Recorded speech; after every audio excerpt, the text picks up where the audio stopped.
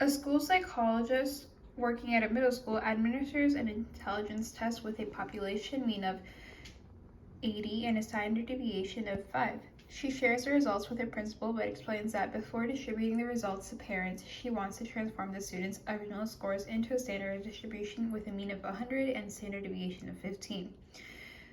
Question 1. Explain why a psychologist would transform the original data into a standardized distribution. So transforming original data into a standard distribution makes it much easier for the psychologist to compare the individual's performance rather than just having the original data.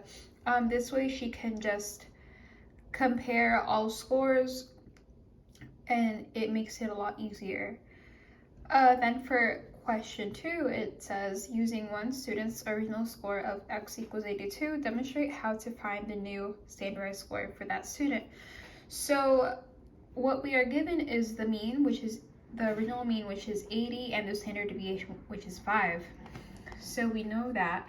And for that, we are going to draw a normal distribution. So here we have a normal distribution with the mean, which is 80, and then each deviation is plus 5 or minus 5 if you go this way. So to get from 80 to 85, we just add by the standard deviation.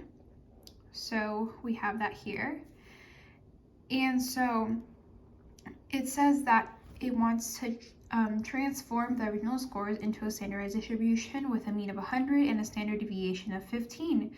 So now we're going to transform it, and now we know that we have a mean of 100 and a standard deviation of 15. So we're going to add 15 to each deviation.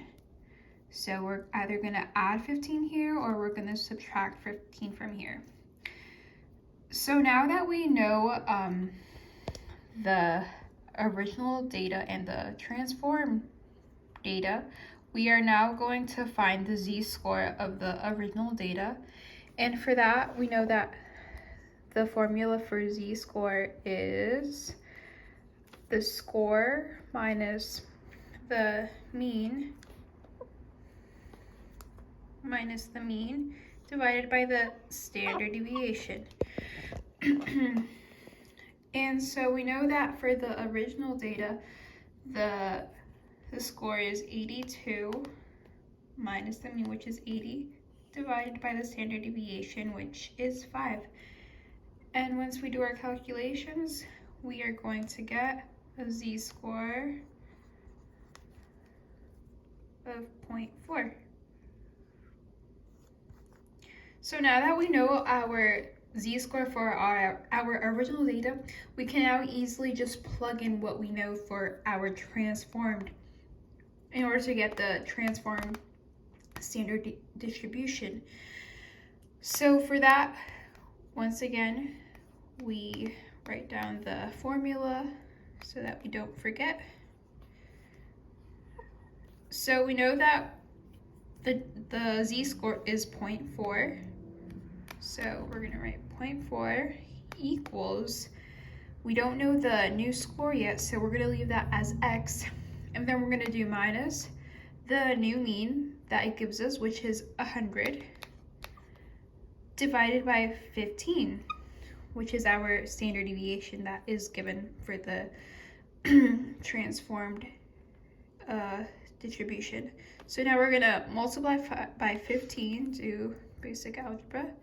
We know that 15 times 40 is 6.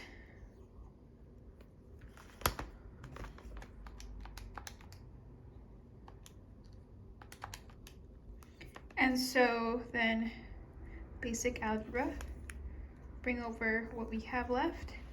We're just gonna add 100, that goes away. And then that leaves us with 106 equals x. And this represents our new standardized score.